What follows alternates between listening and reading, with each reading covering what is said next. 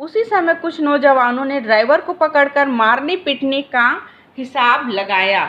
उसके चेहरे पर हवाइयाँ उड़ने लगी। कंडक्टर जो था वो तो साइकिल लेकर कहीं चला गया था और सिर्फ बस का ड्राइवर वहाँ पर था।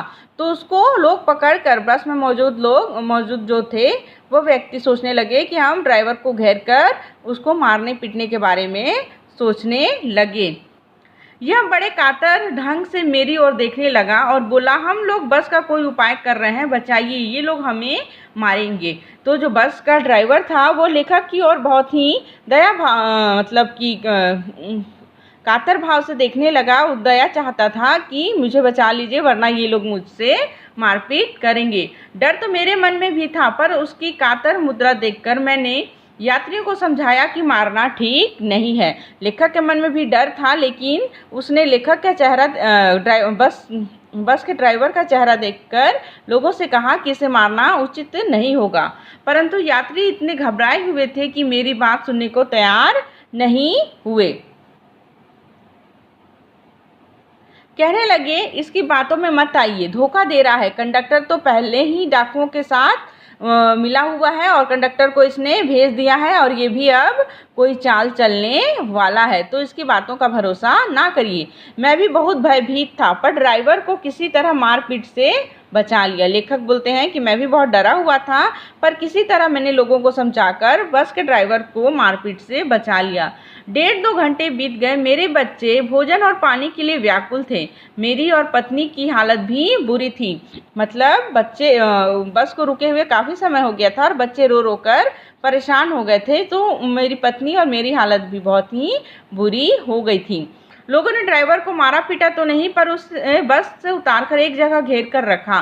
कोई भी दुर्घटना होती तो पहले ड्राइवर को समाप्त कर देना उन्हें उचित जान पड़ा। मेरे गिड़गिड़ाने का कोई विशेष असर उन पर नहीं पड़ा।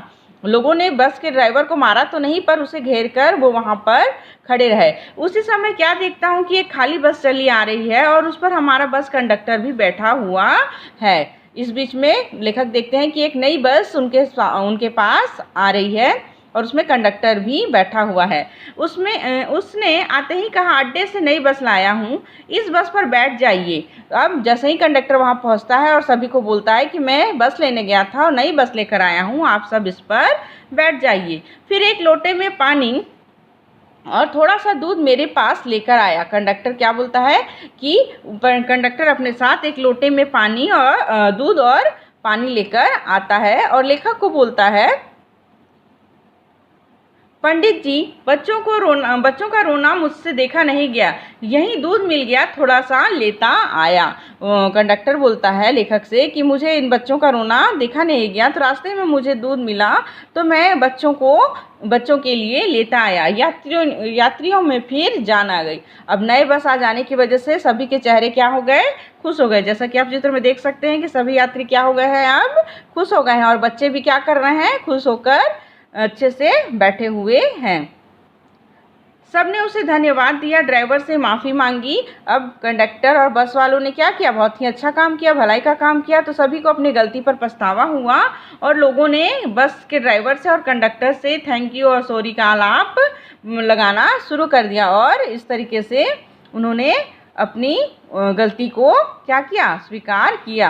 और 12 बजे से पहले ही सब लोग बस अड्डे पहुंच गए। अब नए बस में बैठकर सभी लोग बस अड्डे में नए बस में बैठकर 12 बजे पहुंच गए। कैसे कहूँ, मनुष्यता एकदम समाप्त हो गई है।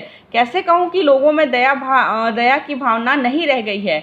जीवन में न जाने कितनी ऐसी घटनाएं हुई हैं जिन्हें मैं भूल नहीं सकता। लेखक कहते हैं कि अब मैं कैसे बोल दूं कि जीवन में मतलब दुनिया में सिर्फ बुराइयां ही बुराइयां हैं। ऐसी कई घटनाएं हैं जिसको मैं कभी अपने जीवन में भूल ही नहीं सकता। ठगा भी गया हूँ, धोखा भी खाया है। लेखक कहते हैं कि मैं ठगा भी गया हूँ, मैंने धोखा भी खाया है, परंतु बहुत कम स्थलों पर विश्वासघात नाम की चीज़ मिलती है। केवल उन्हीं बातों का हिसाब रखोगे जिसमें धोखा खाया है तो जीवन क्या हो जाएगा, दुखी हो जाएगा और आप हमेशा दुखी रहोगे, कष्टकर हो जाएगा। लेखक कहते हैं कि अपने जीवन में सिर्फ उन्हीं बातों को याद नहीं रखना है जिसमें हमने दुख प्राप्त किए हैं, हमें उन बातों को भी याद रखना है जिससे हमें खुशियाँ प्राप्त हुई हैं। परंतु ऐसी घटनाएं भी बहुत कम नहीं है जब लोगों ने अकारण सहायता की है, निराश मन को ढाढ़स दिया है और हिम्मत बढ़ाई है। मतलब ऐसे बहुत सारी घटनाएं हैं जिसमें हमने अपने मुसीबत के समय में लोगों से सहायता प्राप्त की है। कविवर रविंद्रनाथ टैगोर ने प्रार्थना गीत में भगवान से प्रार्थना की थी कि संसार में केवल नुकसान ही उठाना पड़े, धोखा ही खाना पड़े, तो ऐसे अवसरों पर भी हे प्रभु मुझे ऐसी शक्ति दो कि मैं तुम्हारे ऊपर संदेह ना करूं। जो रविंद्रनाथ टैगोर जी ने एक प्रार्थना लिखी, एक प्रार्थना गाया कि संसार में अगर मुझे हर तरफ सिर्फ धोखा ही मिले तो भी है ईश्वर, हे प्रभु मेरी आस्था मेरा विश्वास आपसे कभी ना हटे, कभी ना डगमगाए, मैं हमेशा सीधे मार्ग पर ही चलूं। मनुष्य की बनाई जो विधियां गलत नतीजे तक पहुंच रही हों तो उन्हें बदलना होगा। वस्तुतः आए दिन उन्हें बदलना ही जा रहा है और आशा की ज्योति अभी भी बुझी हुई नहीं है। अभी भी हमारे संसार में, हमारी दुनिया में क्या है? संभावना ही संभावना है। महान भारतवर्ष को पाने की संभावना बनी हुई है, बनी रहेगी। मेरे मन निराश होने की ज़रूरत नहीं है।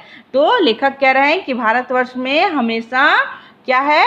संभावनाएं बनी है और बनी रहेगी। हमें अपने मन को निराश करने की आवश्यकता नहीं है। तो हमारा भारतवर्ष कैसा है? ऐसा देश है जहाँ पे हर जाति धर्म के लोग हैं, ठीक है, और ये आपसी प्रेम के साथ और सद्भाव के साथ रहते हैं। भले ही आजकल हमारे समाज में हर तरह की कुरीतियाँ और असामाजिकता फैली हुई है, लेकिन इसके बावजूद भी ऐसे कई तत्व हैं जिन्होंने हमारे जीवन को अभी तक विश्वास में पिरोए रखा है, विश्वास में बांधे रखा है। तो लेखक इसमें कहना चाहते हैं कि हमें अपने जीवन की सिर्फ बुरी बुरी घटनाओं को ही याद नहीं रखना चाहिए, बल्कि उन अच्छी घटनाओं को भी याद रखना चाहिए जिससे हमारे जीवन में लोगों से हमें सहायता प्राप्त हुई है। तो ये आज की हमारी कहानी थी हजारी प्रसाद द्विवेदी द्वारा लिखित। आई होप आप लोगों को समझ में आया होगा। Thank you.